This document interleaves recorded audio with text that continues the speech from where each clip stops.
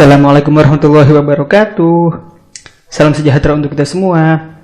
Hai kawan-kawan, kembali lagi dengan kita di podcast YIPC Jakarta. Nah, kawan-kawan, tahu nggak sebentar lagi kan peringatan Isra Mi'raj tanggal 11 Maret besok.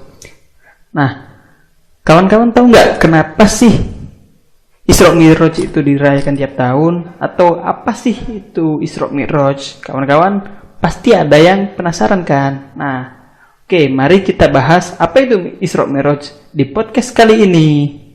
Nah, Isra Mi'raj itu sendiri adalah sebuah perjalanan agung yang dialami oleh Nabi Muhammad SAW pada suatu malam dari Al-Masjid Al-Haram di Mekah menuju Al-Masjid Al-Aqsa di Palestina. Kemudian beliau naik ke Sidratul Muntaha atau di atas langit ketujuh. Sebelum kita membahas apa saja perjalanan yang dilalui oleh Nabi Muhammad, kita perlu tahu dulu nih apa sih konteksnya yang mendasari sampai Nabi diperjalankan pada malam itu. Nah, begini ya kawan-kawan. Ketika Nabi Muhammad berdakwah itu kan beliau tentu mendapat dukungan. Beliau tidak sendiri. Ada karib kerabat beliau yang turut mendukung beliau. Salah satunya adalah istri beliau yang bernama Siti Khadijah radhiyallahu anha. Istri beliau ini sangat beliau cintai dan amat mencintai beliau. Siti Khadijah selalu mensupport dakwah Nabi, baik secara moral maupun material. Sehingga ketika Siti Khadijah wafat, amat besar kedukaan yang dialami oleh Nabi Muhammad SAW. Tidak hanya itu kawan-kawan, selang beberapa bulan, paman Nabi yang bernama Abu Thalib wafat. Walaupun Abu Thalib ini sampai akhir hayatnya tidak memeluk Islam, namun upayanya dalam membela Nabi dari berbagai macam intimidasi yang dilakukan oleh kaum kafir Mekah sangat-sangat penting bagi dakwah Nabi.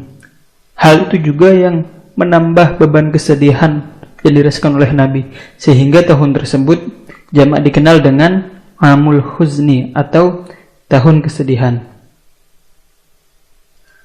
Karenanya, untuk melapangkan hati Nabi selepas ditinggal oleh dua orang yang amat beliau sayangi, Allah memperjalankan Nabi Muhammad pada malam Isra Mi'raj itu.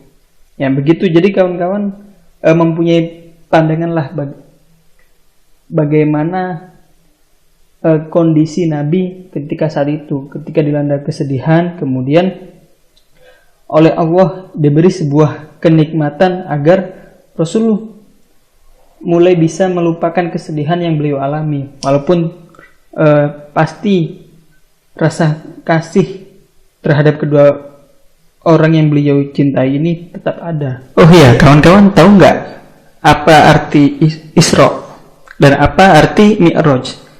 Nah, Isra itu artinya perjalanan pada malam hari. Makanya Nabi Yakub alaihissalam itu juga mendapat julukan Nabi Israel. Kenapa? Karena beliau menuntun perjalanan keluarga beliau yang hijrah itu pada malam hari. Nah, sedangkan Mi'raj artinya perjalanan naik ke atas. Peristiwa Isra Mi'raj ini sendiri juga diabadikan dalam Al-Quran surah Al-Isra surat ke-17 ayat pertama, yaitu Maha Suci Dia yang telah memperjalankan hambanya pada malam hari dari Masjid Al-Haram menuju Al-Masjid Al-Aqsa agar dia memberitahukan kepadanya atau kepada hambanya sebagian dari tanda-tanda kebesarannya. Sesungguhnya dia Maha mendengar lagi Maha mengetahui.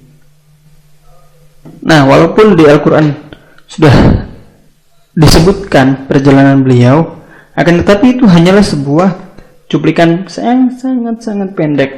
Penjelasan panjangnya ada di hadis. Nah, berikut hadis atau rangkuman dari hadis yang menceritakan perjalanan Isra dan Mi'raj Nabi. Coba kawan-kawan dengan berandai-andai, dengan berimajinasi, membayangkan bagaimana perjalanan Nabi. Oke, check it out. Usai sholat Isya dan beristirahat sejenak, Rasulullah SAW yang saat itu tengah berbaring di Masjidil Haram didatangi oleh malaikat Jibril. Kemudian malaikat Jibril membelah dada beliau. Hati beliau dikeluarkan dan kemudian dicuci dengan air Zam-Zam. Selanjutnya dikembalikan ke tempatnya dengan dipenuhi iman dan hikmah. Kemudian didatangkanlah sebuah buraq yang nantinya akan menjadi kendaraan sewaktu beliau Isra dan Mi'raj ini. Buraq itu sendiri berarti kilap dalam bahasa Arab. Nah, buraq ini merupakan sebuah tunggangan yang berwarna putih, lebih tinggi dari keledai atau lebih besar dari keledai, dan tapi lebih pendek dari bigol. Apa itu bigol? Bigol itu peranakan dari keledai dan kuda. Nah, buraq ini meletakkan langkahnya sejauh mata memandang. Maka secara tiba-tiba beliau tibalah di Masjidil Aqsa. Kemudian beliau sholat 2 rakaat. Di sana beliau mengimami ruh para nabi. Untuk apa? Menunjukkan bahwa beliau adalah Khotamun Nabiyyin atau penutup para nabi. Usai sholat dan keluar dari Masjidil Aqsa, malaikat Jibril membawa 2 wadah minuman. Yang satu berisi susu, yang satu lagi berisi khamar atau minuman keras. Jibril kemudian menyuruh Nabi untuk memilih salah satu dari 2 ini. Kemudian Nabi memilih wadah yang berisi susu. Kemudian Jibril berkata, "Sungguh engkau telah memilih kesucian." Kemudian Nabi dibawa naik ke langit. Nah, inilah perjalanan naik Nabi dimulai. Nabi kemudian dibawa di atas punggung buraq dan Jibril menyertai beliau hingga mereka berdua sampai di pintu langit dunia. Kemudian Jibril meminta agar dibukakan pintu langit tersebut. Kemudian ada suara yang bertanya, "Siapakah ini?" Jibril menjawab, "Jibril." Jibril ditanya lagi, "Siapakah yang bersamamu?" Jibril menjawab, "Muhammad."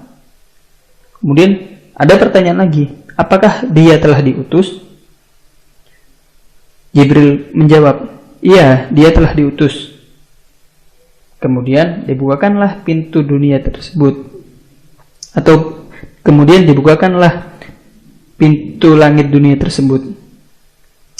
Nah, di pintu langit ini atau pintu langit pertama ini, Nabi bertemu dengan Nabi Adam alaihissalam. Nabi Adam menyambut Nabi Muhammad dan mendoakan kebaikan untuk beliau, sembari berkata, "Selamat datang, wahai manusia." Sembari berkata, "Selamat datang, wahai anak dan nabi yang saleh." Dan seperti itu pada tiap-tiap tingkatan langit, Nabi selalu disambut dengan doa dan penyambutan yang baik dari para nabi yang beliau temui. Ketika di langit pertama bertemu dengan Nabi Adam, di langit kedua bertemu dengan Nabi Yahya dan Nabi Isa, di langit ketiga bertemu dengan Nabi Yusuf, di langit keempat bertemu dengan Nabi Idris, di langit kelima bertemu dengan Nabi Harun, di langit keenam bertemu dengan Nabi Musa, dan di langit ketujuh bertemu dengan Nabi Ibrahim alaihissalam. Nah, yang menarik nih kawan-kawan, di langit ke-6 ketika Nabi Muhammad bertemu dengan Nabi Musa menangis. Kenapa? Nabi Musa berkata, "Ya Rob, Nabi yang engkau utus, yakni Nabi Muhammad, engkau utus setelahku, dan umatnya lebih afdol dan lebih banyak masuk surga daripada umatku." Begitu doa Nabi Musa. Kemudian ketika beliau atau Nabi Muhammad sampai di langit ke-7, kemudian Nabi Muhammad melihat Nabi Ibrahim bersandar pada Baitul Ma'mur. Nah, Baitul Ma'mur itu semacam Ka'bah. Jika di bumi ada yang namanya Ka'bah, di langit ada yang namanya Baitul Ma'mur. Nah, di Baitul Ma'mur ini setiap hari 70.000 malaikat tawaf berputar, berkeliling, dan kemudian masuk ke dalamnya yang tidak akan pernah kembali setelah para malaikat ini masuk. Kemudian di Sidratul Muntaha atau di penghujung langit, Nabi diberi 1 gelas khamar, 1 gelas susu, dan 1 gelas lagi berisi madu. Nabi kemudian disuruh untuk memilih, dan lagi-lagi Nabi memilih mengambil gelas yang berisi susu. Maka Jibril berkata, "Ini merupakan fitrah yang engkau dan umatmu berada di atasnya." Nah, jadi itulah bayangan bahwa susu ini adalah simbol fitrah yang harus kita jaga sebagai manusia dan khususnya sebagai umat Nabi Muhammad SAW. Nah, di sini nih kawan-kawan, Nabi kemudian diberi perintah mengenai kewajiban sholat 50 kali dalam sehari pertamanya. Nah, itu di Sidratul Muntaha. Beliau bertemu langsung dengan Allah. Kemudian beliau turun hingga pada langit ke-6. Beliau bertemu dengan Nabi Musa alaihissalam. Nabi Musa bertanya, "Apa yang telah diperintahkan kepadamu, wahai Muhammad?" Nabi kemudian menjawab, "Aku diperintahkan sholat 50 kali setiap hari." Nabi Musa berkata, sebagai senior kan mungkin ya, Nabi Musa berkata, "Sesungguhnya umatmu tidak akan sanggup melaksanakan 50 kali sholat dalam sehari itu. Demi Allah, aku telah mencoba menerapkannya kepada umatku sebelum kamu, dan aku juga telah berusaha keras membenahi Bani Israel dengan sungguh-sungguh. Maka kembalilah kepada Rabbmu dan mintalah keringanan untuk umatmu." Nah, begitu Nabi naik meminta keringanan kepada Allah, turun lagi bertemu Nabi Musa lagi, diminta untuk meminta keringanan lagi, naik turun. Nah, hingga pada akhirnya Nabi Muhammad turun. Kemudian ditanya oleh Nabi Musa, "Apa yang diperintahkan kepadamu?" Nabi Muhammad menjawab, "Aku diperintahkan dengan 5 kali sholat dalam sehari." Nabi Musa tetap tuh berkata, "Sesungguhnya umatmu tidak akan sanggup melaksanakannya. Maka kembalilah pada Rabbmu untuk meminta keringanan." Tapi pada kali ini Nabi Muhammad berkata, "Aku malu. Aku telah banyak meminta keringanan kepada Rabbku hingga aku malu. Kini aku telah ridho dan menerimanya, yaitu menerima kewajiban sholat 5 waktu." Kemudian terdengar suara orang yang berseru, "Sungguh, aku telah memberikan keputusanku dan aku telah ringankan untuk hamba-hambaku."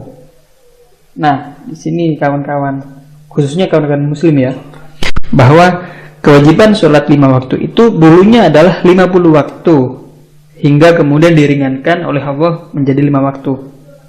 Maka setiap kali sholat itu bernilai 10 sholat. Dan apa perintah sholat ini adalah perintah yang istimewa.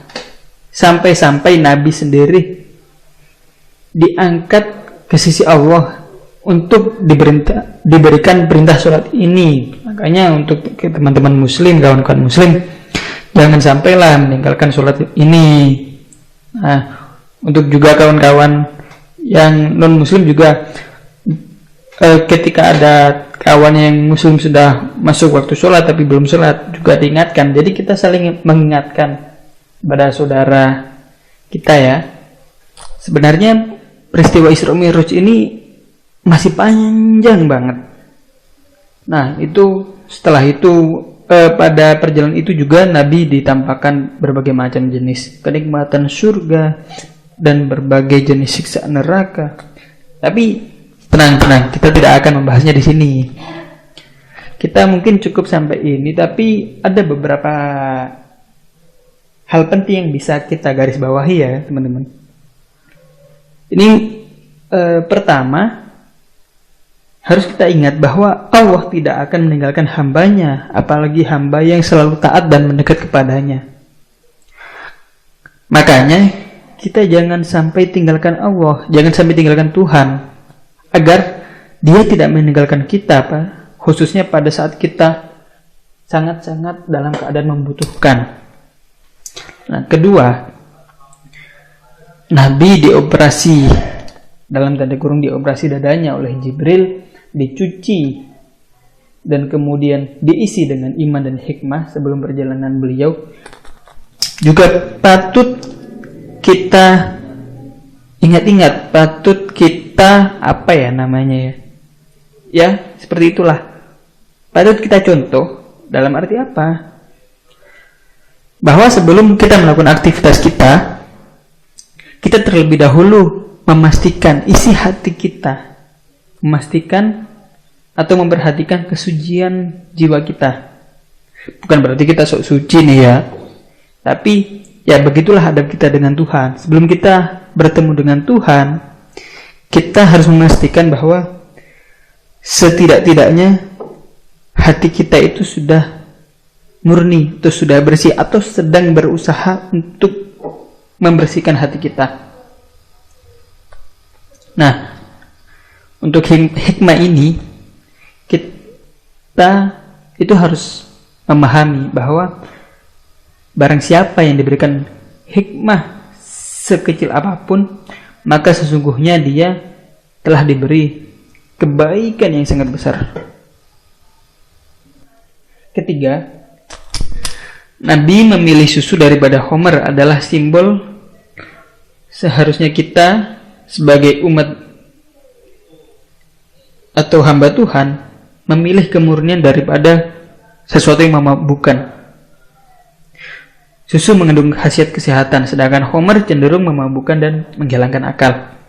Keempat, mengucapkan selamat datang, marhaban, adalah tradisi para nabi untuk menyambut saudara, apalagi yang datang dari jauh. Maka kita sesama manusia juga perlu membiasakan penyambutan untuk tamu atau saudara kita yang datang berkunjung. Itu ya. Jangan sampai saudara kita datang kemudian kita diam. Wah, itu bukan tradisi para nabi, itu tradisi apa?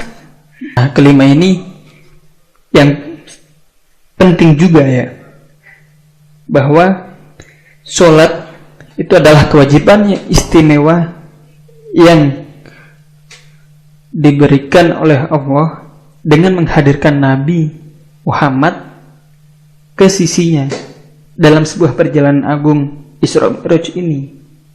Tuh. Keenam, kita selalu ingat bahwa Allah adalah Zat yang Maha Pemurah, yang ketika pertama kali memberikan kewajiban sholat 50 kali dalam sehari, kemudian dinego atas saran Nabi Musa, kemudian Allah menetapkan menjadi 5 kali dalam sehari. Betapa pemurahnya Allah. Kita jangan sampai lagi meragukan kemurahan Allah, meragukan kemurahan Tuhan, betapa penyayang dan penuh rahmatnya Dia terhadap kita, terhadap manusia. Gitu ya kawan-kawan ya. Oke, keesokan harinya Nabi berada di Masjidil Haram. Kemudian Abu Jahal lewat. Nah, Abu Jahal ini merupakan salah seorang penentang Nabi yang paling keras ya. Abu Jahal lewat, melihat Nabi duduk sendiri merenung. Kemudian mendekatinya dan bertanya, "Hei Muhammad, ada nggak wahyu yang diwahyukan kepadamu semalam?" Itu nadanya sambil mengolok-olok ya. Kemudian Nabi bilang, "Oh iya, memang aku semalam telah diisrokan ke Masjidil Aqsa di Palestina." Wah, kaget kan Abu Jahal. Kemudian Abu Jahal memanggil orang-orang yang ada di Masjidil Haram. Hei kalian, kemari. Dengarkan apa yang dikatakan oleh orang ini. Dan seorang Muslim bertanya, "Ya Rasul, benarkah engkau telah diisrokan tadi malam?" Rasul menjawab, "Benar, dan di sana aku melaksanakan sholat bersama para nabi." Tuh, geger kan orang-orang. Kan pandangan mereka kan, wah nggak mungkin. Orang kafilah melakukan perjalanan terus-menerus dari Mekah ke Palestina itu memakan waktu sebulan perjalanan kesananya, pulangnya sebulan lagi. Jadi kan nggak mungkin kan. Nah di situ tuh orang-orang geger, yang kemudian yang orang-orang yang nggak percaya, yang kafir pada Nabi itu semakin mengolok-olok kan, semakin jadi-jadi olok-olokannya. Beberapa orang Muslim yang keimanannya masih ragu itu berbalik murtad atau meninggalkan Islam, kembali kepada ajaran sebelumnya. Nah, di sini orang-orang kemudian datang kepada Abu Bakar. Kenapa datang kepada Abu Bakar? Ya karena Abu Bakar adalah salah seorang sahabat Nabi dan juga pengikut setia Nabi. Abu Bakar ditanya, "Hei Abu Bakar, apa pendapatmu tentang sahabatmu? Dia bilang bahwa dia tadi malam melakukan perjalanan atau dibawa ke Baitul Maqdis di Palestina."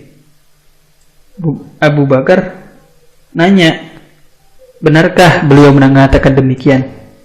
Mereka berkata, "Ya, dia tadi mengatakan demikian." Maka Abu Bakar berkata,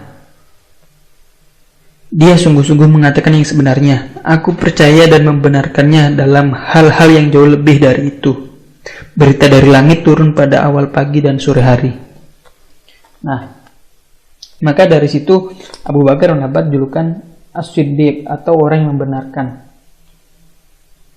Nah, di sini yang perlu kita pahami adalah bisa jadi atau kita pikirkan bahwa Abu Bakar itu bukan orang yang asal apa yang Nabi bilang dia benarkan, itu bukan sebuah hal yang fanatik, tapi tapi sebuah hal yang rasional, bahwa Nabi itu selalu mengatakan kejujuran. Maka ketika beliau mengatakan sesuatu yang di luar nalar pun, maka Abu Bakar juga berpikir Nabi mengatakan kebenaran pada setiap hal, maka pada hal ini juga Nabi juga mungkin mengatakan kebenaran juga, gitu loh. Paham gak sih? Pokoknya gitulah ya kawan-kawan ya. Jadi orang yang sering berkata jujur, maka pada suatu peristiwa yang dia ceritakan, walaupun bagi kita mungkin tidak masuk akal, tapi kita melihat integritas orang ini. Nah, begitu juga yang dilakukan oleh Abu Bakar. Nah, akhirnya sedikit ya kawan-kawan, akhirnya pada abad modern ini kita tahu bahwa ada yang namanya kecepatan cahaya. di mana kecepatan cahaya ini sangat cepat. Dan disitulah mungkin ya, perjalanan buruk itu yang menjadi tunggangan Nabi, itu perjalanan juga secepat cahaya ini. Jadi bukan hal yang tidak masuk akal. Ya mungkin saja karena ilmu pengetahuan dulu belum berkembang dan kemudian berkembang dan kita pahami pada waktu sekarang. Jadi mukjizat yang dialami oleh para nabi bisa jadi baru kita pahami dengan ilmu pengetahuan yang tersebar atau berkembang di kemudian hari ya kawan-kawan. Itu. Oke kawan-kawan, demikianlah podcast yang semoga gak panjang-panjang amat ya, tapi semoga menambah wawasan untuk kawan-kawan semua, khususnya buat kawan-kawan yang muslim, menambah keimanan dan kemudian menambah tekad untuk selalu mengerjakan sholat 5 waktu. Kalau nambah lagi ya alhamdulillah, lebih bagus dong. Oke, mungkin kali ini segitu aja dulu ya kawan-kawan ya, tentang podcast Isra Mi'raj bersama YIPC Jakarta. Semoga kita bisa berjumpa di lain waktu. Oke, bye-bye. Assalamualaikum. Salam sejahtera. Bye.